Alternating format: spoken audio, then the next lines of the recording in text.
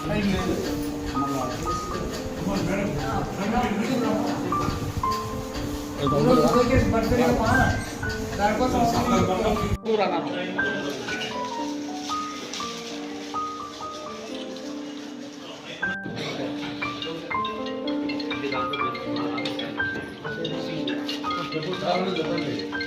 నారా లోకేష్ పుట్టినరోజు అమ్మ, దాని సందర్భంగా పండ్లు బ్రెడ్ పంపిణీ చేస్తాను.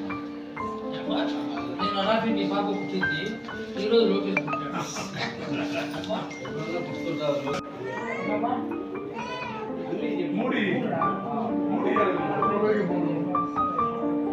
ఈరోజు నారా లోకేష్ పుట్టినరోజు సందర్భంగా పండ్లు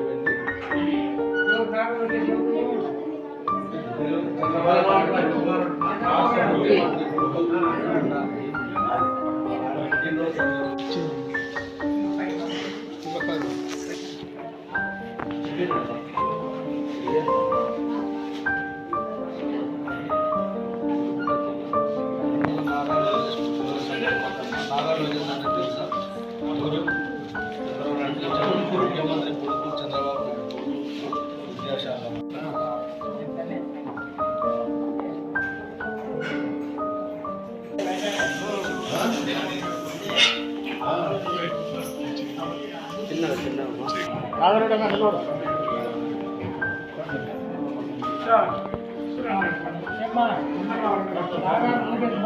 బర్త్డే సందర్భం వచ్చేసి ఇక్కడ ఉన్నప్పుడు పండు మీరేమమ్మా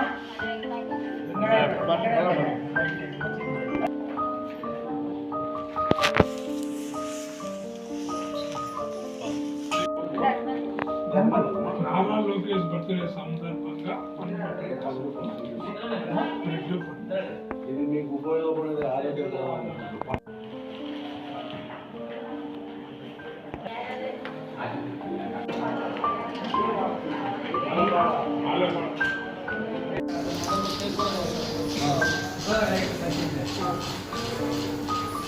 పట్టుకోవాలి.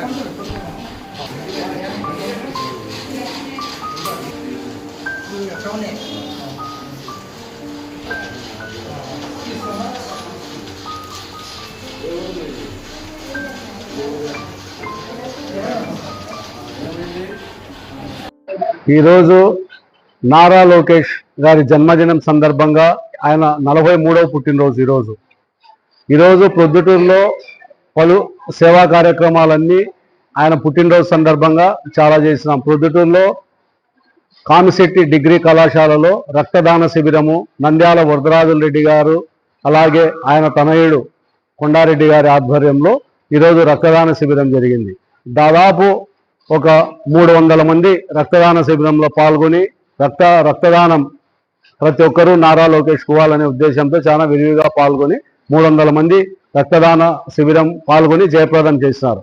అలాగే ఈరోజు గవర్నమెంట్ హాస్పిటల్లో నారా లోకేష్ గారి జన్మదినం సందర్భంగా ఇక్కడ కూడా పేషెంట్లకు దాదాపు 200 మంది పేషెంట్లకు పండ్లు బ్రెడ్ పంపిణీ చేసినాం. ఈ కార్యక్రమం చాలా విజయవంతంగా జరిపినాము. ఆయన ఇంకా కలకాలం మంచి ఆరోగ్యంగా ఉండాలా, ఆంధ్రప్రదేశ్కు ఎనలేని సేవ చేయాలా, తెలుగుదేశం ప్రభుత్వం మళ్ళా గవర్నమెంట్ 29, 34 ఇంకొక 10 ఏళ్ల కాలం రావాలా. ఈ 10 ఏళ్ల కాలంలో మొత్తం ఆంధ్రప్రదేశ్ అనేది ఏ విధంగా తయారు కావాలనో ఇండియాలో ఉండే 29 రాష్ట్రాల్లో ఆంధ్రదేశాన్ని చాలా అగ్రస్థానంలో నిలబెట్టాలి. ఈ పని చేయాలంటే చంద్రబాబు నాయుడు గారు, నారా లోకేష్ గారు కూటమి ప్రభుత్వం ద్వారానే ఇవన్నీ జరుగుతాయి. ప్రొద్దుటూరులో కూడా నంద్యాల వరదరాజరెడ్డి గారి ఆధ్వర్యము, కొండారెడ్డి గారి ఆధ్వర్యంలో ఊరు కూడా చాలా డెవలప్ అయితే జరుగుతూ వస్తుంది. రోడ్లు కానీ ఇవన్నీ ఇప్పుడు జరిగే కార్యక్రమాలన్నీ ఇంకొక 5-6 నెలలు జరగబోయే ప్రతి దాంట్లో కూడా ప్రొద్దుటూరు కూడా చాలా అభివృద్ధి చెందుతూ వస్తుంది. కూరగాయల మార్కెట్ కూడా త్వరలో మొదలు పెడతారు, పని చేస్తారు. ఇవన్నీ నారా లోకేష్ గారు ఆ పుట్టినరోజు సందర్భంగా ఇవన్నీ జరిపినాము. ఈ పొద్దు ఇప్పుడు చెప్పిన రక్తదాన శిబిరం అయితేనేమి, ఇది పండ్ల పంపిణీ కార్యక్రమం అయితేనేమి జనరల్ హాస్పిటల్లో. దీనికితో ఈ కార్యక్రమంలో పాల్గొన్న మాకు అత్యంత సన్నిహితుడు సార్ పుల్లయ్య సార్ గారు, ఎక్స్ ఎమ్మెల్సీ గారు, ప్రతి దాంట్లో కూడా మాకు చేదోడు వాదోడుగా ఉంటూ ఈ పార్టీలో మాకు ఎంతో సహాయ సహకారాలు తనకు మాకు అందిస్తా.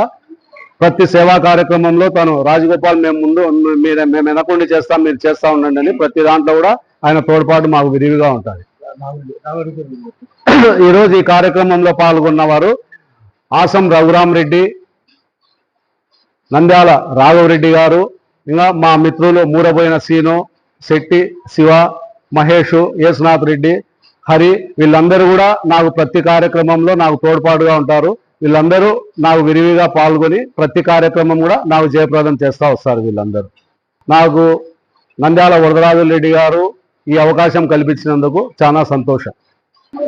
ఈరోజు తెలుగుదేశం పార్టీ జాతీయ కార్యదర్శి, ఆంధ్రప్రదేశ్ ప్రభుత్వ రాష్ట్ర విద్యాశాఖ మంత్రి గారి యొక్క 43వ పుట్టినరోజు సందర్భంగా అందరినీ కూడా కొన్ని మంచి పనులు చేయాలా, రాష్ట్రం మరింత ముందుకు పోవాలంటే మంచివారు 10 కాలాల పాటు జీవించాలనేటువంటి అభిప్రాయంతో ఆ పుట్టినరోజు సందర్భంగా ఈరోజు కొన్ని కార్యక్రమాలు చేపట్టడం జరిగింది. రక్తదాన శిబిరము వచ్చేసి దాదాపుగా 300 మంది యూత్ అంతా కూడా రక్తాన్ని కూడా ఇవ్వడం జరిగింది. మరి అదేవిధంగా ఇక్కడ గవర్నమెంట్ హాస్పిటల్ కూడా రావడము, గవర్నమెంట్ హాస్పిటల్లో దాదాపుగా చాలా మంది బిలో పావర్టీ లైన్ ఉండే వాళ్ళే ఉంటారు, బీద వాళ్ళే ఉంటారు ఇక్కడ. కాబట్టి వాళ్ళకు కూడా మనం వాళ్ళ దగ్గరికి పోవాలా, వాళ్ళ యోగక్షేమాలు కనుక్కోవాలా, మాట్లాడాలా, వాళ్ళతో వాళ్ళకు వచ్చేసి బంద్ కానీ ఒక యాపిల్ పండు కానీ ఫ్రూట్స్ కానీ వాళ్ళకి ఇచ్చినట్లయితే తృప్తి పడతారు అభిప్రాయంతో కూడా ఈరోజు రావడం జరిగింది. మీకందరికీ తెలుసు చంద్రబాబు గారు కానీ అదేవిధంగా లోకేష్ గారు కానీ రాష్ట్రం ఏ విధంగా ముందుకు పోవాలా, ఏ విధంగా మనం చేస్తే బాగుంటాయనేటువంటి అభిప్రాయంతో విదేశాల్లో కూడా తిరిగి పెట్టుబడులు తీసుకొని ఇక్కడ అనేక కార్యక్రమాలు చేపట్టడం జరుగుతుంది. అంటే పెట్టుబడులు వచ్చినట్లయితే ఇక్కడ కార్యక్రమాలు జరుగుతాయి, ఇక్కడ కొన్ని సంస్థలు వస్తాయి. పెద్ద పెద్ద సంస్థలు వచ్చినట్లయితే వాళ్ళకు ఉపాధి అవకాశాలు ఏర్పడతాయి. ఉద్యోగాలు వచ్చినట్లయితే తప్పనిసరిగా వాళ్ళ ఆదాయం కూడా మెరుగుపడుతుంది. ఆదాయం మెరుగుపడితే వాళ్ళ కుటుంబం అంతా హ్యాపీగా ఉంటుంది అనేటువంటి ఒక అభిప్రాయంతో వచ్చేసి నిరంతరం కష్టపడడం జరుగుతుంది. ఈరోజు కేవలము సంక్షేమ కార్యక్రమాలే కాకుండా అదేవిధంగా అభివృద్ధి కార్యక్రమాలు కూడా రెండు ఏకదాటిగా ముందుకు పోయినట్లయితే తప్పనిసరిగా రాష్ట్రం ముందుకు పోతాయి అనేటువంటి అభిప్రాయంతో కూడా ఈ 2 రకాలుగా ముందుకు తీసుకోవడం జరుగుతుంది.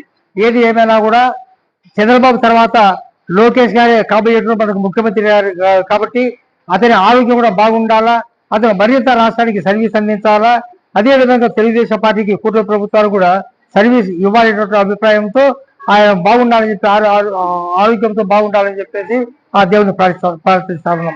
Thank you.